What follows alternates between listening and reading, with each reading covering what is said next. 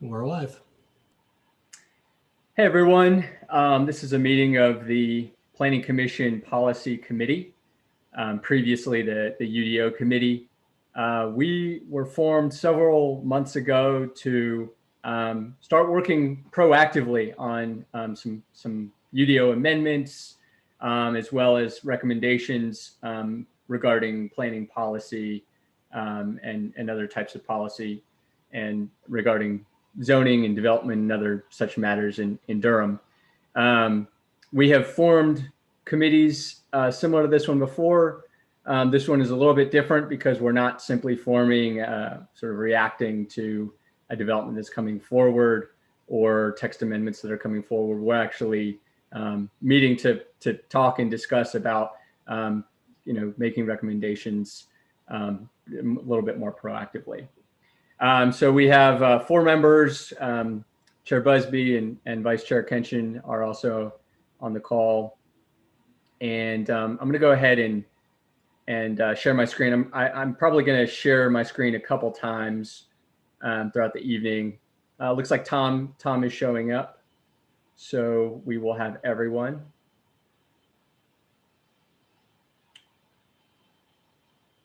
Are folks able to see that? Okay. So this is our third committee meeting.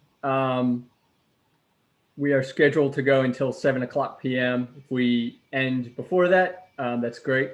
But at the very latest, I would like to end at or before 7:00. What we're going to discuss today are talking a little bit about the Planning Commission priorities.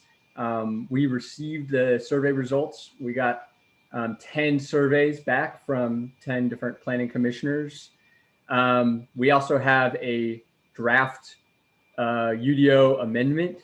And I would also like to have a discussion about those issues, as well as a discussion about some priorities and next steps. So what do we want to focus on based on what we learn from the planning commissioner priorities? So I'm going to go ahead and share a PowerPoint that I just put together. Let's see here.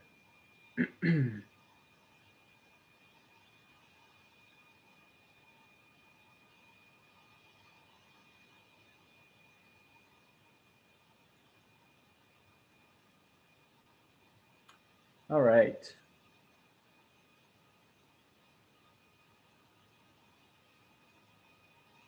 Let me go ahead and I'm just going to keep it like this so that I can go ahead and type in the PowerPoint as needed. So what we did was we provided a questionnaire to all of the planning commissioners. They had a couple months to respond to it, so we got 10 respondents. And the questionnaire asked about a variety of different policies in the current comprehensive plan, asked how well or how much each of those policies, in their opinion, had been implemented to help us understand what policies we felt needed to be implemented. So kind of a prioritization activity. And so what this chart shows is basically a breakdown of all of the individual responses from all 10 commissioners. So looking at all of the different policies that are very well implemented in their opinions, implemented, but that we need to do more. More implementation is needed. Significant implementation is needed, or folks could answer, I don't know. And so this just kind of helps us understand. Hey, is this committee actually? Does it actually serve a purpose? Are we actually here doing something that we need to be doing? I think that this chart shows that we are here for a purpose, and there is a reason for us to be here. Pretty overwhelmingly, I think that commissioners felt that there is potential work to be done. So once commissioners responded to those questions, they were then able to provide a little bit more in terms of open-ended feedback. So we'll take a look at that here shortly. But what I did was I went through all of the different responses, and I created basically a number associated with each of the different policies. It's a weighted number. So if commissioners felt that a certain policy needed significant amounts of work to be implemented, it received a higher number. I added all of those numbers up to score each of the policies. So that's what this next chart is showing. The higher the score, the more commissioners felt this policy needed to be implemented. So I think it'd be useful for us just to take a look through the different policies and which commissioners felt would be should be priorities. So as you can see, the number 1 and number 2 issues are related to sort of sustainability and the green nature of the built environment. So those are high up on the list. One of the other issues was open space and the actual provision and accessibility to that open space. So this next policy is not just about open space, it's about the walking distance to get to that open space and the need to ensure that new homes and new developments are within walking distance to open space. Commissioners felt that we needed to do more to achieve connectivity, which is also related to block lengths, which we will be talking about here shortly. Commissioners felt that we needed to do more on commercial development design, in particular design through the Unified Development Ordinance. Commissioners were interested in urban parks, although many of the cases and much of the caseload that we look at is more in the suburban tier. This is a little bit more focused on the urban tier, but nonetheless, commissioners felt that was an important policy. Also, varied housing and new development. This is something that we've seen come up time and time again in our discussions. So commissioners felt that was important. Retrofitting strip development, fiscal impact assessment, ensuring that new development on the outskirts of the city is contiguous with the city, and garage placement. These were all very high up on the list of priorities for commissioners. A little bit lower down the list, we see once again the design features comes up again. Again, we get open space, which came up earlier, green building. Here's another one, the park dedication requirements, that I think is an interesting one to show up here. And then we sort of get a little bit lower scores with mixed-use development design, which has already come up a couple times. Tree canopy, which is probably lower on the list because it's been worked on already. Attractive non-residential development, yeah, that's come up several times. Public art. Some of these other issues are things that we don't necessarily have a lot of purview over, and so they are likely low on the list for that reason. So just to cover some of the themes, because we did get a lot of open-ended comments, but I just wanted to, I read over the themes and pulled out some of the high stuff here. So we've got focus on community engagement was by far, every commissioner seemed to be really interested in how do we engage with the public, how do we get them more involved, how do we engage with them earlier on in the process. A lot of interest in neighborhood planning. Several folks mentioned sort of focusing on minority and marginalized communities. Someone mentioned something that was interesting, that was the need for tracking indicators or metrics. Also a need for more information on cases about things like walkability, transit accessibility, and like gentrification risk, which is, I think, a difficult thing to actually calculate and present, but I have seen some communities provide something like that. So I thought those were pretty interesting comments. Several folks, and I think this may even fall under sort of community engagement, want to make the case review process a little bit simpler and more understandable to the public. Somebody mentioned ensuring that we consider on the policy committee, sort of some of the legal limitations as we move forward. Actually many comments about affordable housing, several comments specifically about providing affordable housing guidelines, which I think would be interesting. I'm not sure what that would look like, but I think it'd be interesting to discuss. Also re-examining the density bonus. We already talked about this, but access and distance to transit, involving that in our consideration. So that showed up a few times. Also fixing the MU district and the IL district. Somebody mentioned that. And then improving commercial nodes.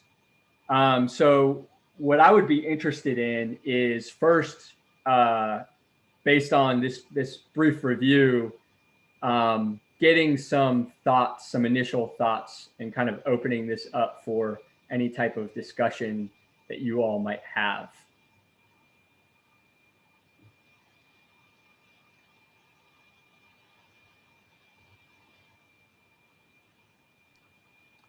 I'm not sure I know what you want, Nate.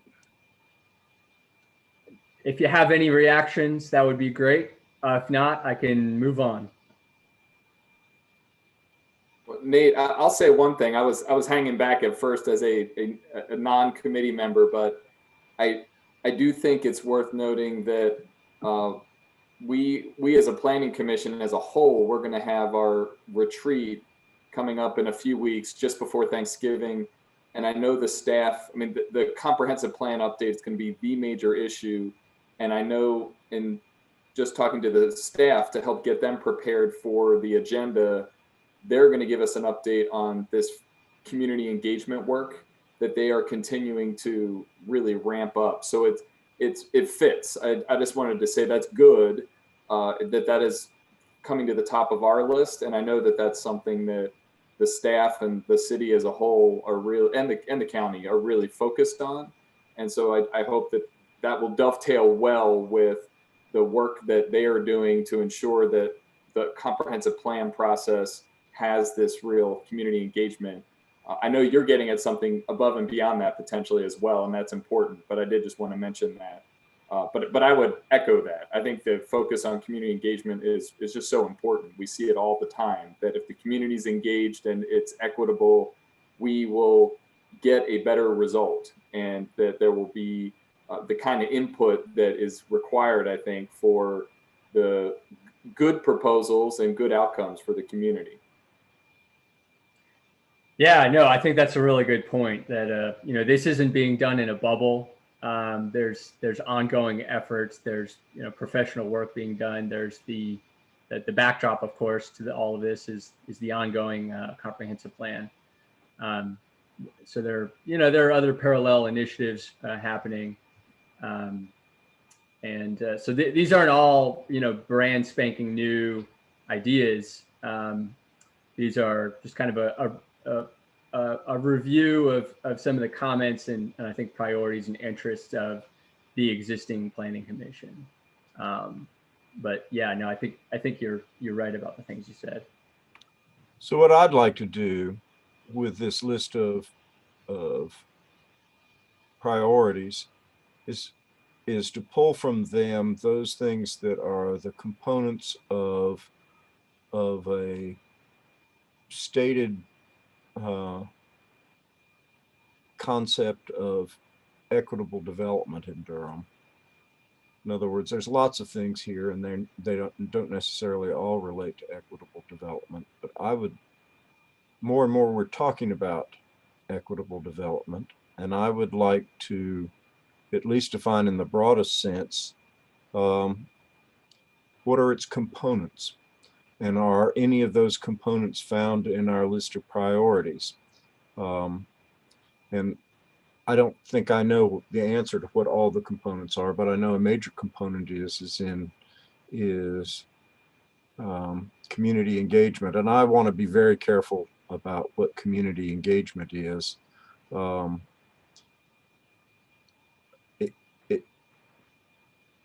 Is it a box to be checked, or is it something where we really figure out ways to support existing communities in Durham and to engage them on their terms rather than on the city's terms.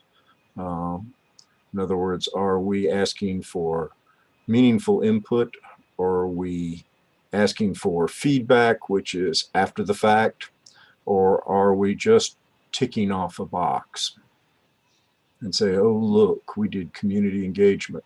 In other words, is the community involved in helping us plan, or have we just gone through another dry erase board, different color post-it notes exercise, which I find to be almost meaningless? I want to find ways to engage people at where their interests really lie, and consequently where their input then is most valuable, because it involves the depth of their actual knowledge. Countywide meetings in high school gymnasiums, in my opinion, don't get us anywhere. I want to spend more resources and have ongoing engagement with community groups, and on their terms, not terms we create for them. Because I believe that's what equitable development is. So when groups like Bragtown and Walltown come together and start working together, then we need to work with those groups and not try to skip over them or go underneath them. But I want to know more about what equitable development is. I want to get a better feel for it. I've attended a couple of national seminars now on it, and I have to laugh that all the speakers are are developers. Yeah, no, I think that's important. That's why we're here, right? Is to take these concepts that can sometimes be a little bit difficult to grasp, and actually put words on paper. I think we've spent 2 meetings just kind of talking about kind of what this committee can contribute, what it can do, sort of sitting back, reaching out to the Planning Commission, trying to gather priorities. And I think that there's a real opportunity for this committee to take action, to actually be a commission of doing. And I think part of that is thinking through what you just talked about, Tom. Recognizing that we're one small piece of a larger planning and development system in Durham, but that we also can be a helpful resource, and actually I think contribute to improving that process, not alone, but as part of a larger planning system. And so with that, I was gonna save this actually till later, but I think I want to jump into it now. Well, first of all, does anyone else have anything? Austin or Carmen, do you guys have any other reactions or thoughts? I do. This is Carmen here. Much like what Chair Busby and Commissioner Miller said, I think that we have an opportunity, if we're going to have a committee for review and establish standards, then I think we may need to reach a little bit further into what the deeper issues are, in opposed to what equitable development looks like, what affordable housing looks like, and what that looks like to who, what overdevelopment looks like. Though I think design considerations are great, but I know we spend a lot of time sometimes worried about whether or not it's going to be a gable roof or a hip roof or the type of shingles and garage placement, and sometimes that can be a little tedious. So we almost kind of teeter-totter on sounding like an HOA when we're supposed to be the voice of the communities and the people. And we don't hear a whole lot when we're in these meetings about whether or not the garage is on the front or the side of the house and the shape of the roof, but we hear a whole lot about whether or not these developments, and when developers come in, what their site plan is going to look like, what their development plan is going to look like, what will be the impacts on existing neighbors, safety issues, sidewalks being there in neighborhoods where there aren't any sidewalks. And I think that we've heard enough, for those of us that are on this committee, that we have enough genuine interest of the community and the people in Durham to have real conversations that can be impactful to try to head off what it is that may be coming up. And if we're going to have a UDO that's out there, then it should be legible. It should not read like the difference between, for lack of a better reference, the King James Version of the Bible and the New International Version. I mean, it's very hard to navigate. It's extremely hard to understand, and it's extremely hard to access, even with a search bar on the internet. So as we progress, I want to make things, community engagement becomes hard and difficult when they don't understand what they're supposed to be engaged about and how to actually access the resources they need so that they can make informed decisions. So I think that in order to have community engagement, we have to have a better understanding of what the community is lacking. And as well-versed as, you know, the Mimi Kesslers and things are, there's still things that are misunderstood or they're miscommunicated. So there's this vast difference between the developer language, the commissioner language, and then the everyday resident language. And there has to be a streamlined translation in terms of how things are communicated and understood so that people understand what options are available to them. And if that means coming to the committee saying, here's what I don't understand, can we talk about this? So then before they get to the meeting, if they have committees or they have groups within their communities, they can take that information back to them and explain it in layman's terms and try to head off some of the issues that we have on meeting night. Because planning commission meetings typically come down to a lack of communication because it's not required by the developer, and then what is understood or what has been communicated to the community in the engagement meetings, but this house has now changed by the night of the planning commission meeting, which in turn results in continuation because we want to give the developers more time to actually talk to the community that they're setting up to impact. Those are my comments. Yeah, no, that's great. And by the way, I just wanted to let everybody know that I am taking notes on everything that folks are saying. I normally share that screen, but I'm sharing this other screen. So I'm taking notes, and these will be posted on the website probably next week. But no, I think that those are really important comments. You know, as we saw in the open-ended comments from the planning commissioners, you know, community engagement and readability and accessibility to the UDO. I mean, those were really high, you know, high priorities, I think, for everyone. I'm hearing more and more about being more proactive. I think some of the things you mentioned just now, Carmen, one of the things you said was really struck me as important, which was helping the community understand what they are to be engaged about, helping them understand, which is essentially empowering them with knowledge so that they can make informed decisions and feel more confident about being able to, you know, plan their own communities. And so I think that there are probably some things that we can do on this committee, as well as the, you know, the ongoing initiatives, the other ongoing initiatives that are parallel to this, and the work that the full planning commission is doing for the comprehensive plan. Austin, do you have any other thoughts? You don't have to. Yeah, just quickly. First off, I wanted to say thanks, Nate, for putting all this together. It's really clear and easy to digest. I appreciate that. I just wanted to echo the comments of Commissioner Williams, and it makes me think you know, if we're going to be bringing proposals on community engagement and saying that this is a priority of ours, like how do we also do that ourselves?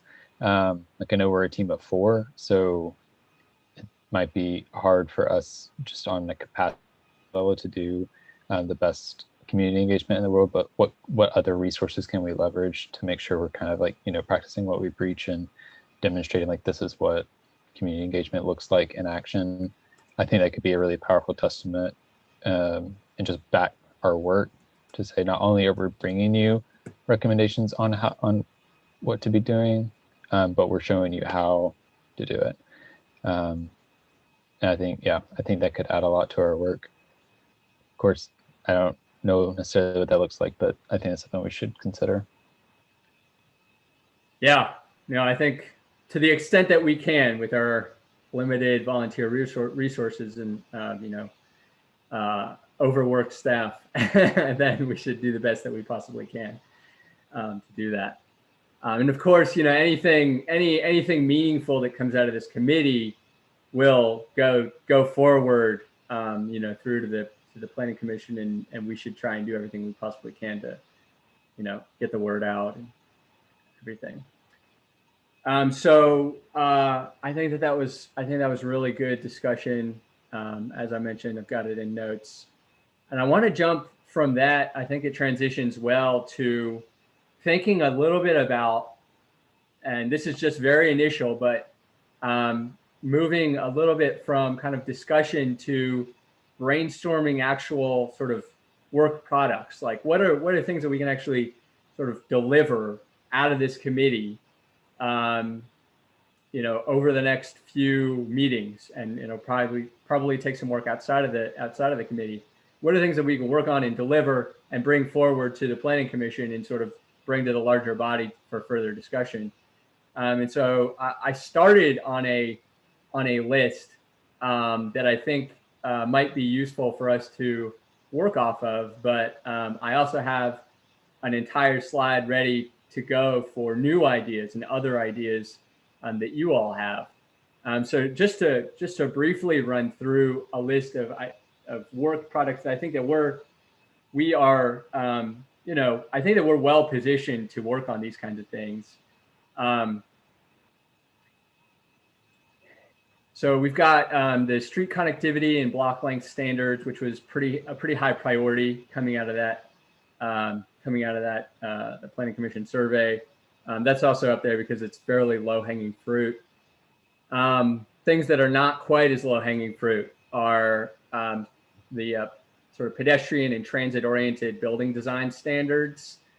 And I think that this will, you know, require more discussion. I also think that part of that discussion will be, how does that play into equitable development? What are the overlaps between something like this and equitable development? You know, transit accessibility and all of that.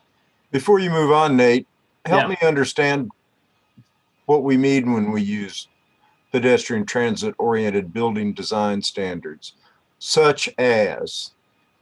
Sure. And I guess the easiest and quickest example I would give is such as ensuring that there are windows on the first floor of a building, so that when pedestrians are walking down the street, there's much more of an eyes on the street. You're talking about feeling. Well, and you're also talking about human design at the street level. Right. And you know, I think not walking past parking decks and. Right. Or I'm with you. I just want to make sure I was in tune with what you meant. Yeah, and I'm sensitive to what Carmen said. You know, thinking about sort of roof pitch and these types of things, which are, you know, useful things, but aren't necessarily, I think, and I think she articulated it well, you know, sort of priorities. You know, we have limited energy and limited resources. What are our priorities? What do we want to tackle?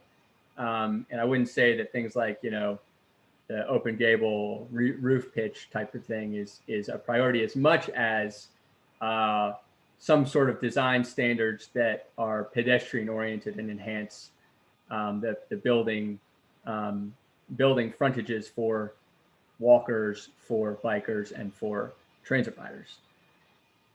So moving on through the list, one issue that came up a number of times, as we saw, sort of the top two issues, was green building. So sustainable buildings, sustainable design. So I think that's something that we can explore further. Open-ended comments provided by commissioners, as well as some of the policies that were cited by commissioners were regarding specific zoning districts. And so I think that there are some opportunities to look at those zones, look at the standards and setbacks and densities in those zones, and provide a recommendation or provide some sort of proposed amendment to the appropriate zones. And then another thing that came up was the public park dedication. And so I think that that's another issue. And there are other issues that are outside of the UDO. In fact, a lot of our discussion just now was sort of, well, yes, the sort of language of the UDO, the accessibility of the UDO, which is not something that I think that a small committee of volunteers like us can work on. But we also talked about engagement. We talked about improving the accessibility and understandability of the development review process. Those are not things that we can change, but there are things that we can look into, discuss, bring to the larger body, and make recommendations on. And so I think that in addition to the possibility of this body actually making real amendments to the UDO that improve new development, particularly development in the suburban tier, I think that we can also create and provide memorandum.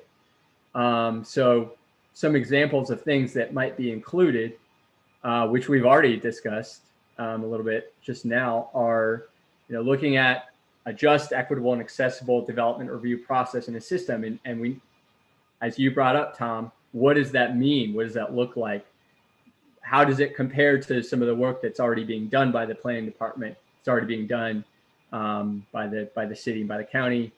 Also recommendations on planning functions, services, regulations. And part of that might include, recommendations on sort of a growth management perspective, and also looking at that policy in the comprehensive plan about fiscal assessment. So these are some very initial kind of brainstorming ideas for potential work products that we could really truly deliver and bring to the larger body for more discussion. And so I'd like to hear from you all. What are your thoughts on this? Is there what's missing? What would you change? What do you like? What do you don't like? So I'm going to go ahead and open it up. So I think that especially since so much of what we do is in the suburban tier, I think it's really time to look at what our policies should be about where commercial nodes are, how they should be spaced, and what should be in them, and how they relate to the we'll call it the residential service areas around them. I don't think we manage it very well, and we wind up with our arteries all being clogged up with essentially slash and burn commercial plaque. We are about to have one hell of a fight about LATA and GES again. And it seems to me that we could anticipate these problems and solve them. But I mean, case by case, we are turning GES Road into Roxborough Road. And it doesn't have to be. And so I would like to get this into this priority list.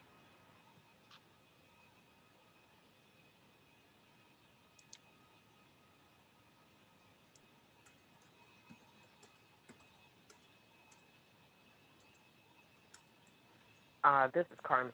I agree with Tom on that one. I think that we have a lot of development, but we don't have anything that serves the people that are supposed to be moving into these developments. The amount of time to have to travel to get to places that serve the needs for groceries or for food or even for entertainment, even with walkable blocks and their sizes, just doesn't node well, and we're overburdening some areas and then saying, well, it's only 4 miles or it's only 3 miles to the closest grocery store. Yeah, but by the time you finish building, like, how do we cut off overburdening or not necessarily meaningful accessibility to the necessities that generate the quality of life? Do we do that with creating nodes that are more fluent with what goes in them and making them more frequent? Maybe turning down zoning requests for residential and increasing commercial requests, even though those aren't necessarily popular right now. I guess that kind of piggybacks off what Tom is saying a little bit, because the need is definitely there when you look at the area. So that was my comment. Yeah, thank you.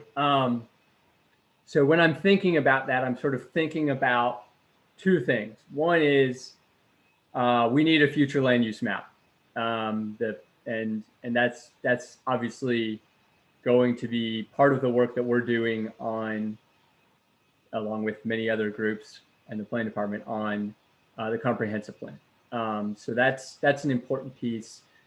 But I also do think that there is a way of baking in access to, as Carmen and Tom mentioned, access to enhanced access to some of the daily needs of people, especially in these new developments.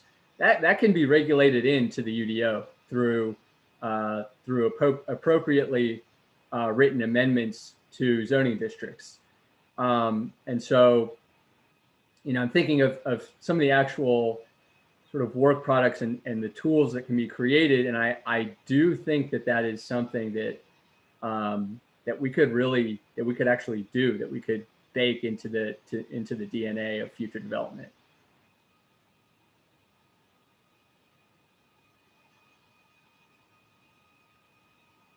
I'm still taking notes over here.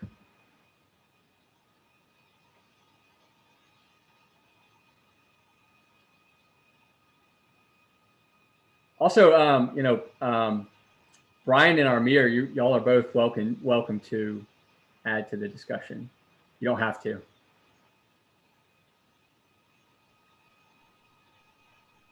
Yeah, Nate, I would just say, I think the suburban tier has remained such a big issue, and that makes sense to me. So I agree with what Tom was saying to start and what Carmen offered after that.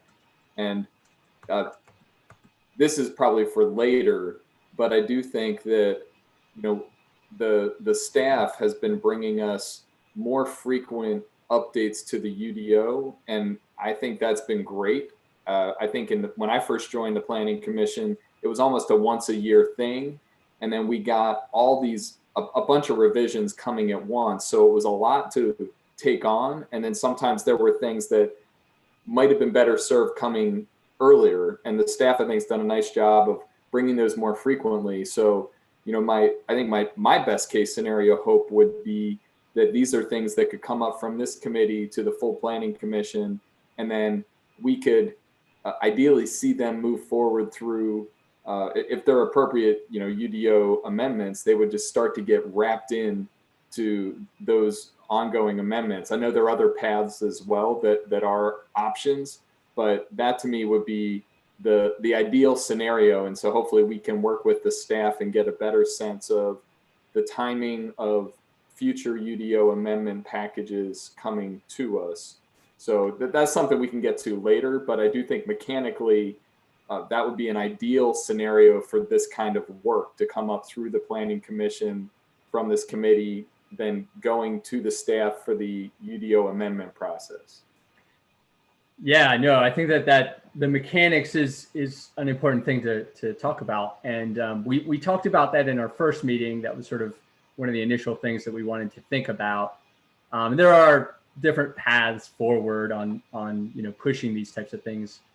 And I think that there are really kind of two main paths. The Durham Planning Commission is empowered by the UDO to propose to propose amendments.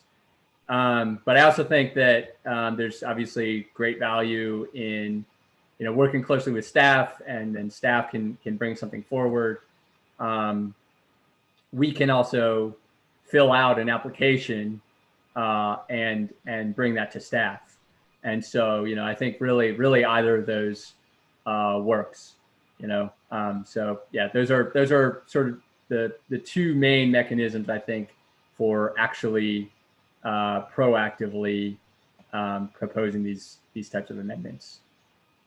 Yeah, but yeah, I would just reiterate, I think the suburban tier is we're just seeing so much coming, and it's the area that we as a planning commission are always raising concerns about, and they're still coming. As we know, we're going to see more on Tuesday. So that strikes me as a really good place to be focused. Yeah, and actually, something I probably should have brought up at the very beginning of this meeting is that we do have a little bit of a few bullets about what this committee actually focuses on. And one of the things is this committee focuses on amendments, particularly those that impact the suburban tier. Part of the reason is because that's where so much development is happening. Another part of the reason is that's because that's a lot of greenfield development. And so we're not changing people's neighborhoods. And I don't think that a committee of 4 people would really have a right to make sort of recommendations in existing areas without conducting a very, very robust and laborious and expensive public engagement process. That's not really our role here, or where we have value. Where we have value, I think, is exactly what you said, and exactly what a couple other folks have mentioned, which is the suburban tier.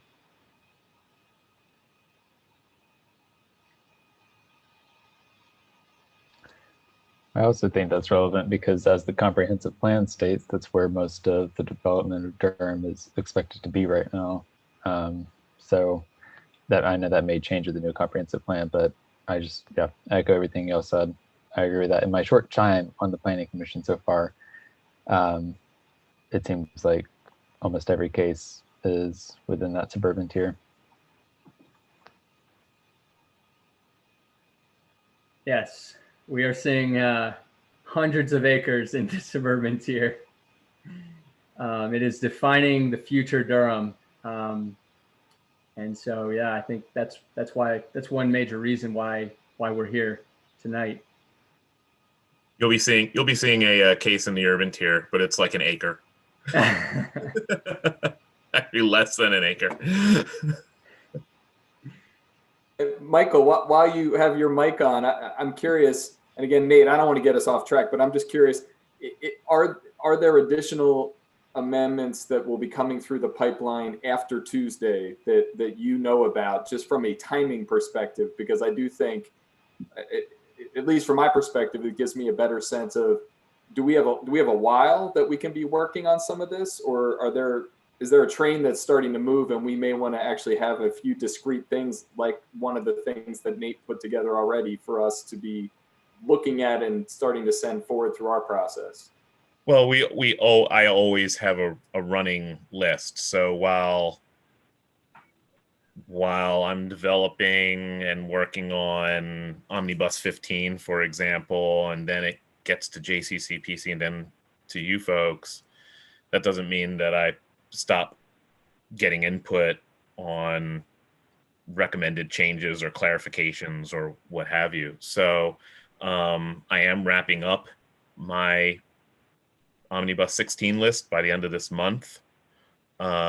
So I'm hoping to get something to JCCPC by their February meeting. So yeah, we do make a concerted effort to not save all the changes for a one master list that was done in the past. That it works out to be pretty like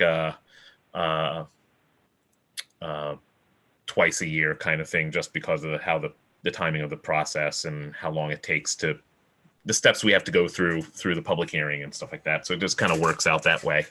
Doesn't mean that we don't initiate other text amendments in addition to those when they are determined necessary, if they are you know, that's the city or county manager directs it, like, hey, this is a priority because it really affects this development for X, Y, and Z reasons, or something else we have done others in the past, separate from omnibus. But yeah, if there are things that come out of this, out of recommendations and from the planning commission that are omnibus level text amendments that are pretty straightforward, that you know, that, and straightforward is subjective, but we try to limit that list to those that are we don't think are going to garner extensive discussion. But yeah, it kind of remains to be seen what comes out. Great. Okay. Thank you.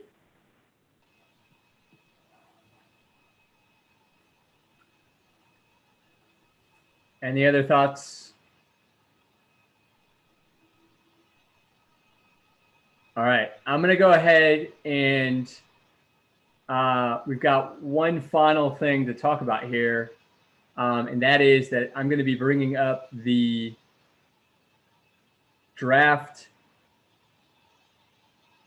that I worked up for, can you all see this? Okay. For connectivity and block length. Okay. So again, coming straight from some of the priorities brought forward, I don't think it was the #1 priority, but one reason why I'm interested in showing this to you all and having us discuss it today, and I'm also not recommending that we take any particular action on this today. I just want to have a discussion, and then we'll come back to it at our next meeting and think about next steps on it. Help me understand what you've written here. Yeah. So in other words, in terms of format, what does blue mean? What does red mean? Is this all new language, or is this language that's being massaged into the existing UDO? Help me understand what I'm reading and what it means. Yeah, I will. Without regard to the substance. Blue is existing, red is new. Yeah, so. And what's black? Black is existing. Okay. Yeah. Just for clarification, when I think Nate pulled this offline, the blue are hyperlinks. Okay, I'm with you. So they help me skip around in the UDO. Yeah, the blue are hyperlinks, and so. So the red language is new, and are we using the standard convention is if we're getting rid of language, it's a strike through, and if we're adding language, it's an underline? That's what it appears to me. Correct. So all right, very good. That's very helpful. Yeah. Yeah. So this is an example of you know, the kind of work that we can be doing. I think that this one is an interesting one to work on early, because high priority, also fairly low hanging fruit. It's an issue that has been coming up to almost all of our meetings. I think if we adopt something like this, you know, developers can stop being burdened with making it a commitment. We can stop with the uncertainty of whether or not it's going to be provided. And so I think it's sort of a win-win. So here, blue is existing. So there's Durham already has a connectivity index. So connectivity defined, required ratio. That's fairly common in communities. I'd say maybe, I don't know, 35, 40% of communities have something like this. Most communities do have street and block length requirements. And one reason is it's typically a little bit easier to actually implement. Connectivity ratios can be a little bit more complicated. So here's a proposed amendment. Let me be very clear. I drafted this so that we could discuss it, so that you all could take a look at it. This was sent out to you along with the schedule for the meeting, and then we can talk about what the next steps are going to be at our next meeting. So the first proposal here, first thing to consider is increasing the connectivity ratio from 1.4 to 1.6. That's something that can be discussed. And then For the stupid people, Nate, explain the ratio again. Yeah, I just want to scroll through this real quick, and then I'm going to go back in detail. This is the street block length and block perimeter.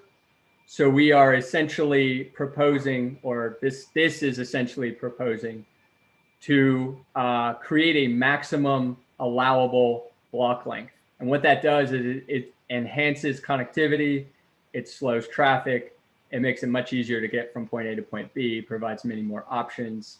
But you know, we have things that get in the way of being able to do something like that. There are slopes that are over 15 degrees. There are wetlands. There are railroad right-of-ways. There are physical obstacles, various other things. And so you need to build into that exceptions. And so when we're looking at the exceptions, these are what we would typically look at. What else we're looking at here is, so here's a table. The table corresponds with zoning districts. And then has a maximum average block length. So an average block length for the entire master community or subdivision, a maximum block length. So you cannot exceed this. Your average block length cannot exceed this. And then a maximum block perimeter, because the perimeter enhances connectivity as well. And so there are a variety of different ways of doing this. This is one way of doing it. So I'm going to go back, and then I will talk through that a little bit more. But I'm going to go back and talk a little bit about the connectivity ratio.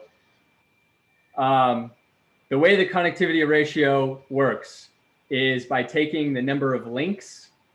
So here are the visual examples here. Each of these numbers is a link. A link is generally a street.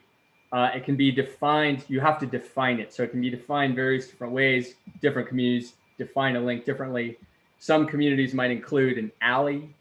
Other communities might very specifically not include an alley. So you take the number of links and you divide them by the number of nodes. Different nodes are defined differently in different communities as well. In some cases, can you all see my mouse? So in Durham, this is a node because it's at a corner. That can be defined differently in different communities. Some communities would call that a node. Some communities would not call that a node. This is probably called a node because it meets a particular angle that it's at. And so basically, the more connected, the more links and connections that you have both more links and nodes, but you have a higher ratio of links to nodes. So the higher the connectivity ratio, the more connected the development is. See, it's not very straightforward. It's not very easy for everybody to understand, but it is a very useful tool. So it's kind of a trade-off there. Can you scroll back the other direction? Up? No, so stop there. Yeah. As a matter of drafting, you should always start with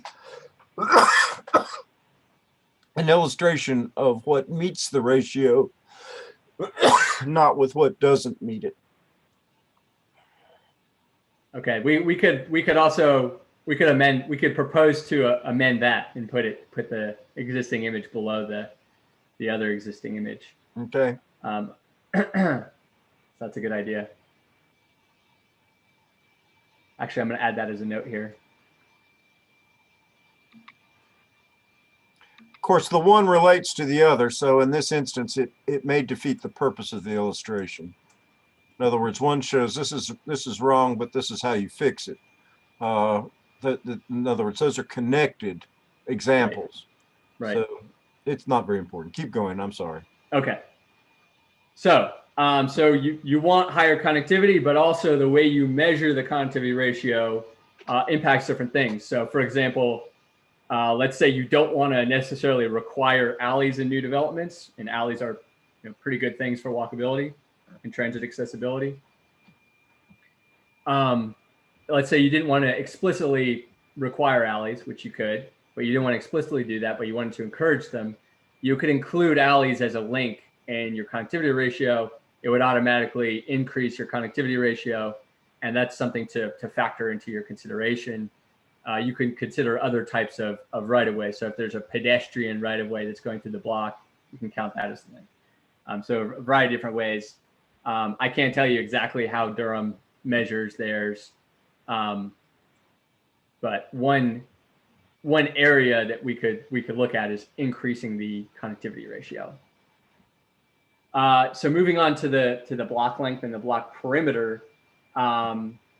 What we're showing here is in districts that have commercial, that have residential, that are places generally where people live, you have a lower average block length. So in a community, when you add up all the different block lengths, you want it to be 550 feet in length or less.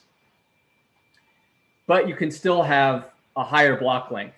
So it allows some sort of flexibility. So you can actually have several blocks within your community that are 650 feet. Well, let me stop you there.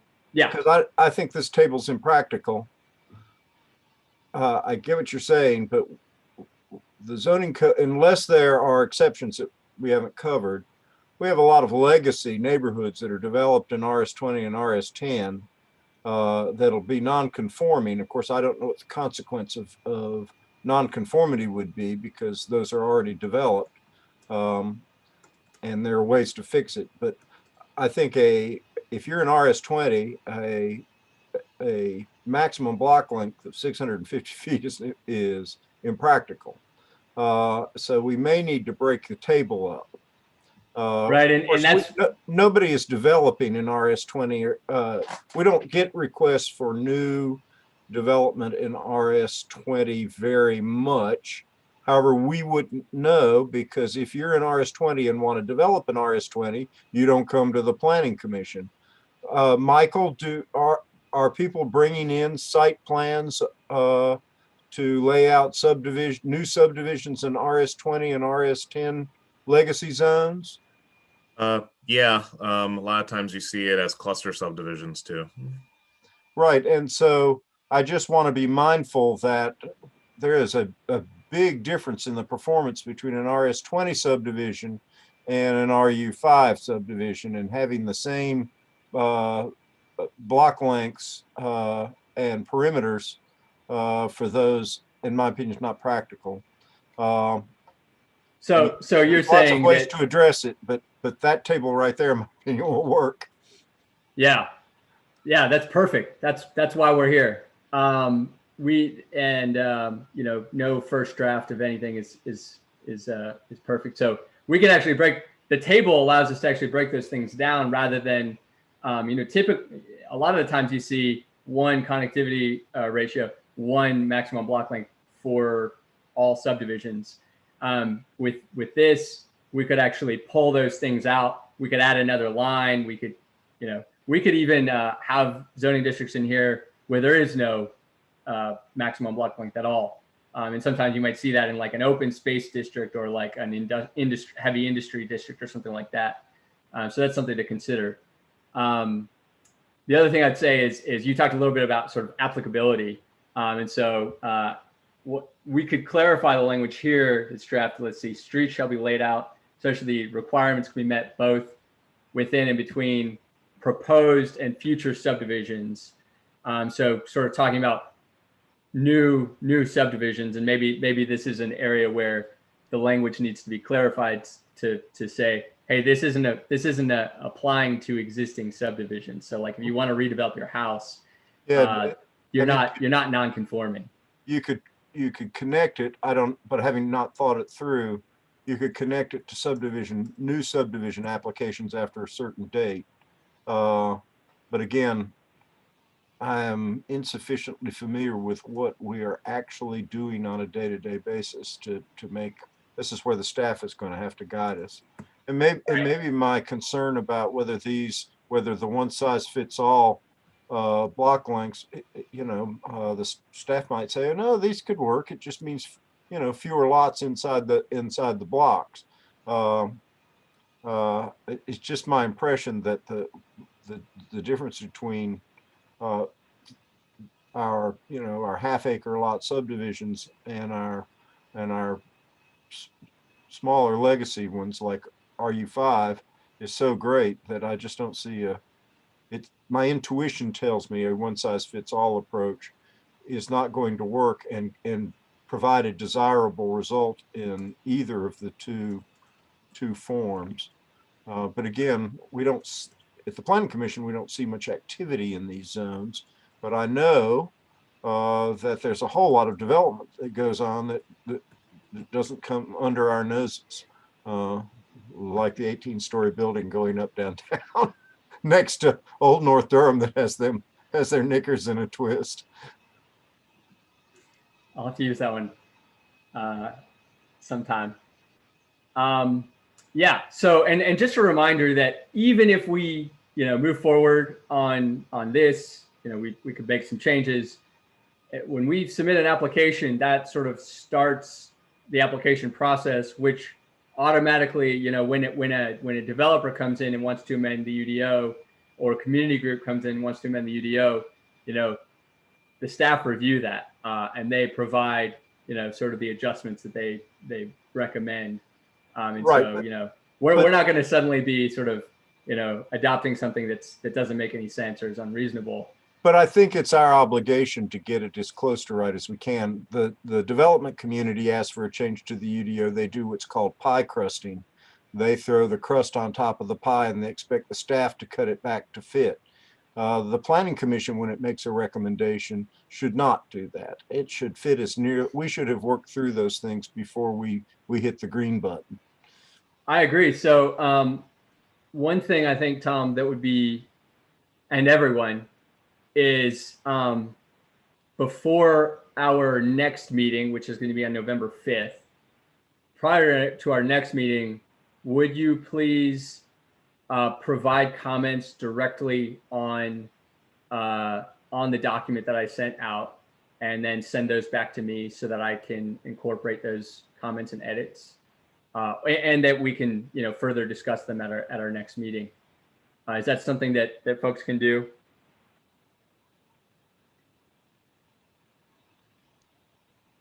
So I'm just going to scroll down so that we can look at some of the other issues here. Again, so like in existing areas, that would fall into an exception. So I think it's sort of covered, one, by applicability, and it wouldn't be applicable because it's not a new subdivision. And two, it would fall under an exception. So like where there's construction of existing buildings or other barriers, that would be an exception, and this would no longer apply. So there's obviously a lot of exceptions. One thing here that I think probably makes sense to change is number one here, if the Planning Commission determines that one or more of the following conditions prevents a through connection and there are other practical alternatives, exceptions. And probably what makes more sense here, because subdivisions are approved at the staff level, is to say, if the planning department determines that one or more of the following conditions prevents a through connection, there are no other practical alternatives, etc. So that's something that I would probably recommend changing. Yeah, I agree with that, Nate. I was going to mention that. Yeah. And then there's also this language down here: to accommodate parks or dedicated open space, civic spaces, pedestrian-oriented campuses, conference centers, etc. That would also fall into the situation where the block length could be ignored. And then one other provision that I think is really useful is where a block exceeds the maximum average block length. So if there's a block that is between the maximum average and the maximum block length, then there would be a requirement for a mid-block minimum of 8-foot wide pedestrian connection that goes through the block. And that's a provision that the city of Portland has. And by the way, looking at these numbers, the city of Portland's maximum block length in most of their zoning districts is 470 feet. So just for comparison here. So I know that was a lot. That's just one potential amendment that we could be looking at and working on. There's several others here. You know, I just want to do a time check and kind of wind things down. Again, this is just something for us to look at, something for us to discuss today, and then not November 5th, today's November 5th. At the next commission meeting or next committee meeting, we will have further discussion about what to actually do with this and what to do with other potential proposed amendments. So I just kind of want to check in with everyone and see how folks are feeling. Do you think that this is useful? Do you think that what we're doing is good? Do you think this is a good start? Do you think that we need to try something different? I think it's very useful, and I think it's very good. And I have a concern. Yeah. That I would like to have more people know what we're doing and set up a mechanism for them to watch us. There are stakeholders in this block length thing that are obvious to me, and I would like for them to know what we're talking about. And I'm talking about the development community, primarily as a stakeholder, because and perhaps even neighborhoods should know about it. The other thing I think we need to do is fairly early on is articulate why this is important, because the text doesn't do that. And I think that as we talk about it, we need to be able to say, you call it low-hanging fruit, and I agree with that. But I'm not, if somebody came to me and said, Tom, give me 3 reasons for this, I could fumble around, but I would like to have them ready at my fingertips. Yeah, no, I think that's actually really, really good advice and really useful is taking a step back and really hammering home what the actual justification for all of these things are. One of them is it's a policy in the comprehensive plan. So this was, something that we decided we wanted to do. And so we're just kind of pushing forward an existing policy. It's an old comprehensive plan. So I think that that it is incumbent upon anyone who's making any amendments justified on the comprehensive plan to justify them in other ways as well. Yeah, but that's not satisfying to somebody who says, why does block length a block length of a certain maximum size matter? How does it make residential living better? No, I think you're absolutely right. That's why I said, it's incumbent upon us to, if we do move forward on any of this stuff, and if we want this committee to be here and be doing stuff, we need to justify why we're doing it. And I think you're exactly right about that. Nate, can I ask a question? I keep forgetting to announce Please. my because my picture's not up. So I apologize to everybody who is viewing or future viewers. But this is Mike Sock with the Planning Department.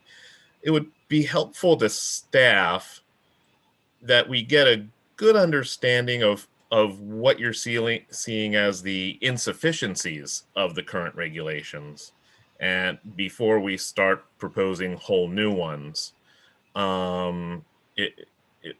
It might help the conversation a lot more, and also for educational purposes, but also help folks who don't deal in this world navigate it and think about, and I think it alludes to what Tom was talking about the stakeholders and the input, and even you folks. I mean, I would be surprised if Brian and Amir and Carmen have a good grasp of the impacts of block length, and you definitely hear about connectivity. You hear about how neighborhoods don't want it half the time because of of that. So, and it also will help to make sure staff understands what you as a body or individuals understand are the ordinance requirements, so we can say, hey, did you know that this section does this? And then you can go, oh, I didn't realize that. Or, oh, this might. And there's a lot of that in our UDO. Right. So every time you think you're done looking in the UDO, exactly, you're wrong.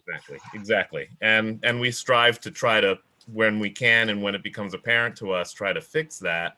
For example, with this, we have a stub out section in Article 12 that talks about minimum stub out requirements from the edges of property, and lists all the parameters as to when you don't have to meet those, which match up a lot with what you have there.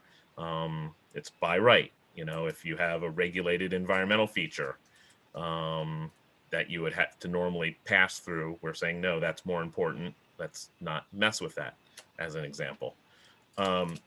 So it would be helpful if we could start as a baseline as to what's everybody's understanding of the current rules. What do we see as potential failings of those rules? And then what are the methods to correct that? Are they nominal, or are they really much more significant? The design districts have block length standards that are similar to some that are proposed here, but they were developed.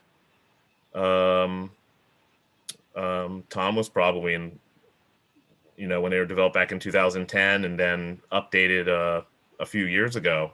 I was involved, and we have updated them, and we have the design special use permit, which developers immediately tried to use to get out of all the block length requirements. Right, and we got rid of that. So and that was not a pretty process, as I recall. No, it wasn't, and it relied on individuals that just didn't have a good understanding. So it wound up being let's just a result of that was like, okay, what are the parameters to say yes on something, and what are the concrete parameters to say no, and that was it. And then if it was something you really wanted to push for, okay, try to seek a variance or something. But so I think that would be helpful.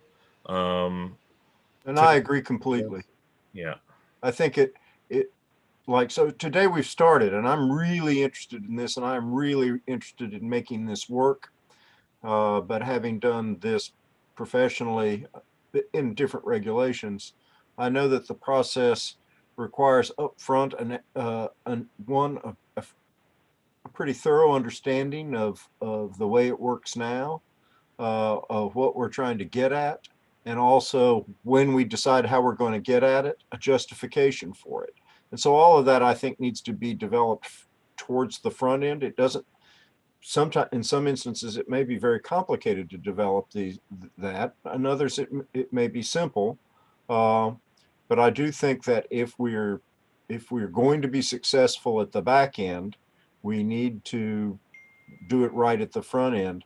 I think what Nate has come up with here is really interesting, and I want to see it work. But I also don't want to work really hard on something I become committed to and find out that I'm too far ahead of people, and that we're violating the principles that I espouse all the time, in that we have not engaged the stakeholders along the way. And if I could add one thing to what Mike said, and I think this is good policy, so I'm not arguing with that at all. I think just one thing to caution you all about is we have a lot of streams in the suburban tier, and the water supply watershed rules from the state significantly limit the number of crossings you can have on a stream segment. And so I'm worried that that could cause a lot of impediments to making the block length standards work like they're intended to. So that's just something to look at in more detail. Yeah. And that would fall under an exception. Yeah, and Nate has anticipated it, but I would really like to know, based upon the staff's experience, is how to refine the the treatment that we have here in this list under, is it B? Yes, B. Whether or not we're getting at it in a way that is going to be practical. So, I think all of those are massage issues rather than do or don't issues.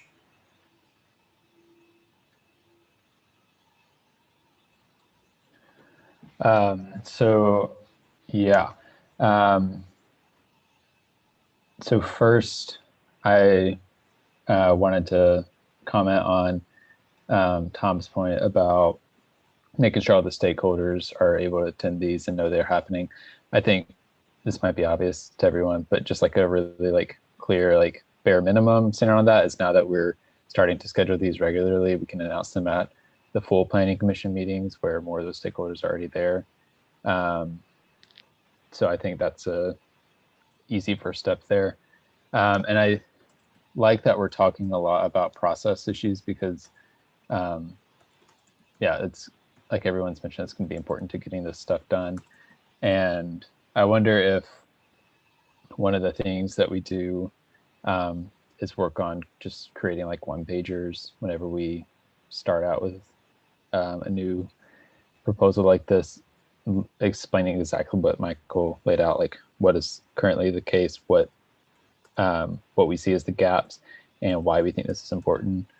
And Nate, I'm sure as a practicing land use planner, it is like you write this and you like immediately understand like what it's getting at.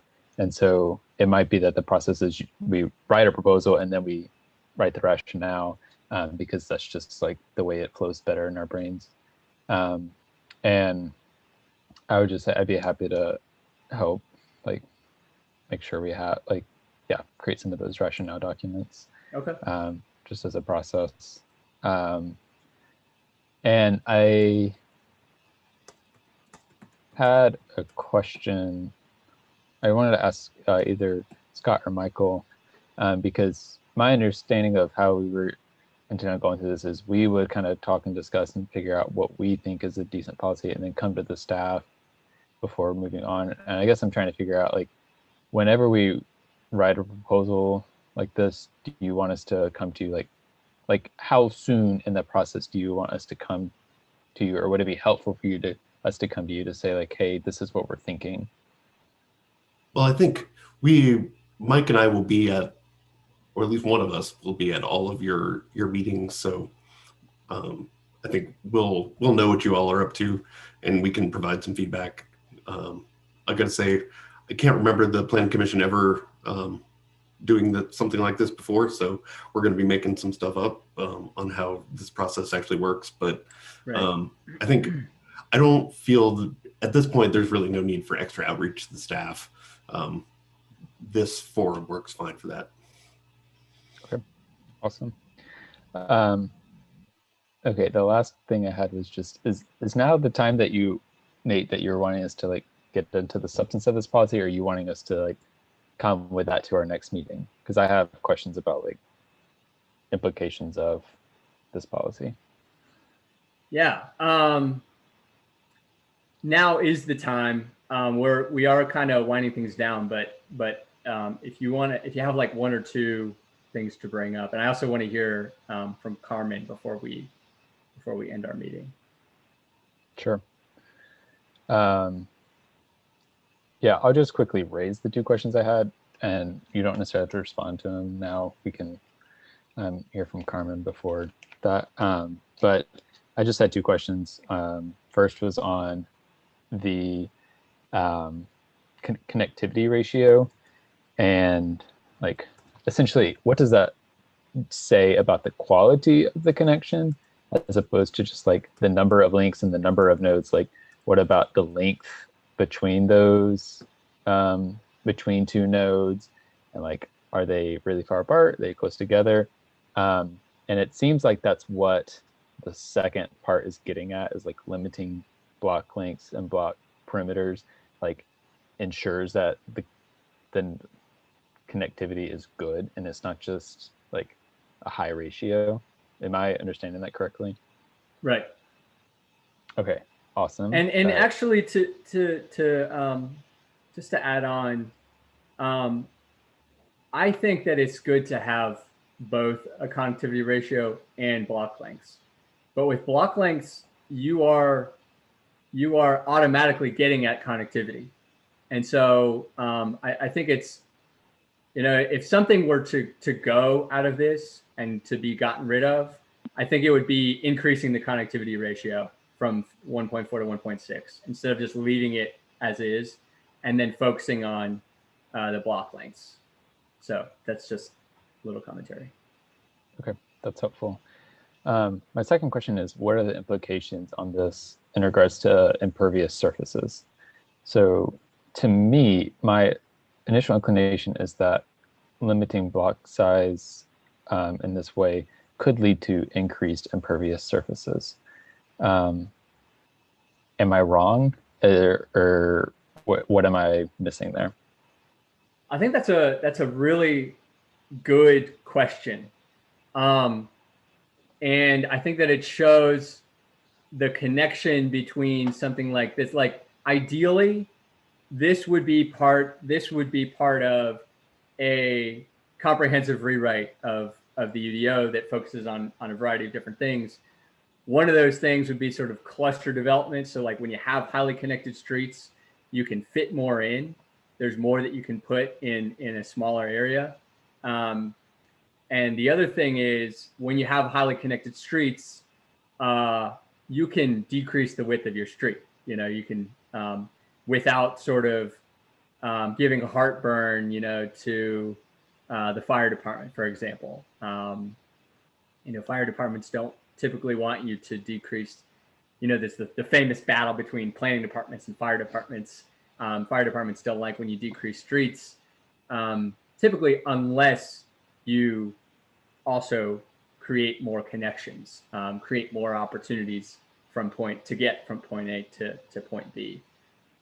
So would you increase impermeable surfaces? I think there's a possibility of that. I think it's a moderate possibility. And I think that there are, a variety of different ways to offset that. And maybe that's something that we would need to talk about, as part of this or as a follow-up to working on something like this. But yeah, and I think that's a really good question.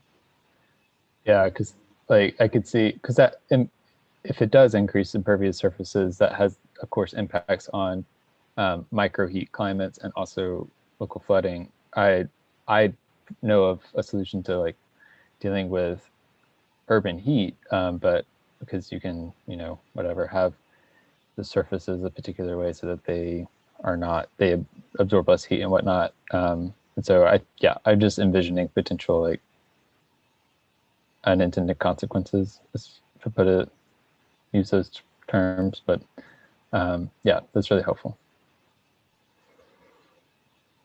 Okay, we got 3 minutes. It's probably okay if we go a couple minutes over, but I don't want to go too far over. Carmen, do you have any final thoughts before we close things down? No, I actually think that we are heading in the right direction, and I think that we started off with a very aggressive agenda, and we're kind of backing that down and piecing things together so that it makes sense, not just to commissioners, but also the community as presented. And I like that we're talking about why the walkability of blocks and block lengths matter, because I think when just being a layperson, when you think about block length, you're thinking okay, so there's 15 squares on the sidewalk, and that is legal or that is acceptable, but why isn't it 18 or 25 or 30? A lot of people don't understand that, and literally they think about it in terms of how many squares on the sidewalk make up a block. And I think we're going about it the right way, and I actually like the way that we're tackling things. So those are my comments. Cool. Thank you, Carmen. Okay. Actually, one final thing, because Mike brought up another provision about stub out streets, and I think that that it is important to, you know, and I had actually looked at that provision in drafting this up. So they would work together, but I also think that it is important to make sure that we're looking at other existing regulations as part of this process. So our next committee meeting is scheduled for November 24th. As I mentioned, it would be, I think, really useful if you all do have any comments or any suggestions, especially if you could provide sort of specific direction on what you would like to see. Tom, I'm kind of thinking about like the comments you had about zoning districts and what would be appropriate changes there. And then at our next meeting, I think it would be useful for us to talk a little bit more about the mechanics of moving forward on something like this. Two questions I have as we're closing things down. One is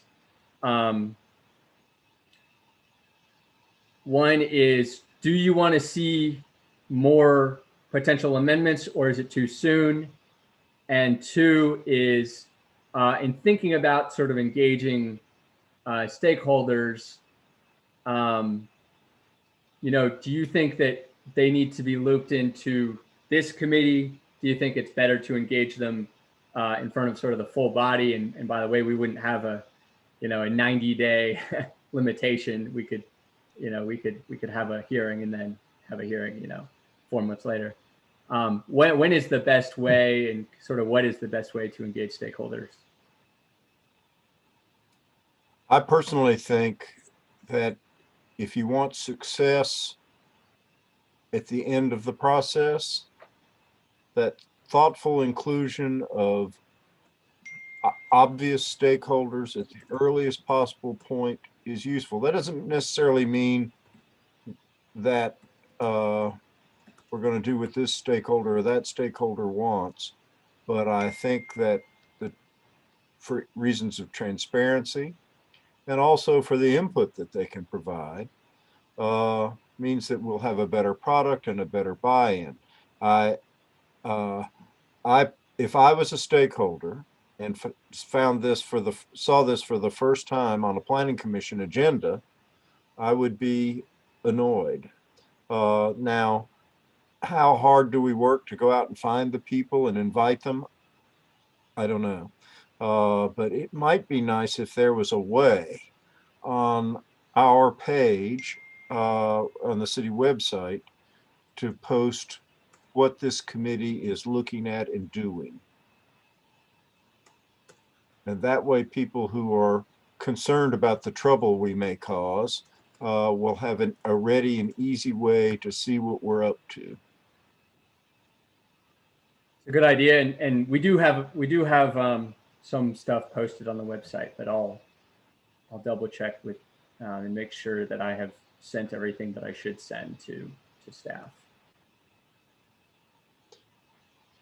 Also, I think I'll send out an email to Brian, but I think it's probably a good time to get on a planning commission agenda to provide an update on our committee and what we've done. So I'm going to put that on my list of to-dos. May I ask just a fundamental question? And it's just been from me remembering, unfortunately, very little from the summer meetings that you had. Yeah. What is the ultimate mission of this group, and what was your charge from the planning commission? Because I know you guys were looking to go back to the planning commission to get a fundamental mission in charge. So was that done? What did I just don't know. No, you're right. We actually haven't brought back the charge to the planning commission. And so I think that'll be probably part of our next, probably part of the update will be, hey, here's our proposed charge. Do you agree with this? And then here's an update on where we are. But that's a good point, Michael. Yeah. And we do have a charge that we talked about twice and agreed upon. And I can share that back out, but I think what would be useful is to include that maybe even send that out as part of an agenda item to the planning commission or something like that. So I will reach out to Brian about setting up a time that we can talk about on the planning commission. Tom, did you have something to say? I just said I'm already a few minutes into my next meeting, and I don't want to be rude without leaving and saying goodbye to everybody. And thank you, especially to you, Nate, for your careful attention to this. I'm excited about the possibilities of what we can achieve. I like this item, but what I like better is the fact that we're doing an item. Thanks, Tom. Appreciate it. And Nate, I'm back. This is Brian. My video won't start again, but I got bumped, but I'm back. So we were just talking about you. Did you miss it? I think I heard the very end of it. So maybe you and I can connect later. Yeah, I'll shoot you an email. Mike, was that what you were looking for, or did you have any other thoughts? Oh no, that was fine. I was just making sure I didn't miss something. You did not. I had intended to bring something to the planning commission, but I just because the topics that were discussed tonight were wide ranging, and some that Warrant seems to like. Those are topics that you want. I don't know. It just was wide ranging, and I wasn't quite clear as to what the mission was of this group. So yeah, no, well, I think those topics that you saw were simply planning related policies in the comprehensive plan, and planning commissioners taking a look at them, and planning related policies in the comprehensive plan are wide ranging, and many of them have to do quite a bit with sustainability and equity. So, but I think that you raise a really good point that we do officially need to go back to the planning commission and get our charge, and also provide an update to the planning commission about what we're doing and what we've done. So thanks for bringing that up. Okay, if anyone has anything else, now is the time. Otherwise, that is going to conclude this policy committee meeting, and I really appreciate you all, and thanks for staying on a couple minutes late, and I look forward to our next meeting. Thanks, Nate. Thanks, Nate. Bye, guys. Thanks, Nate. Thanks, guys. Thanks.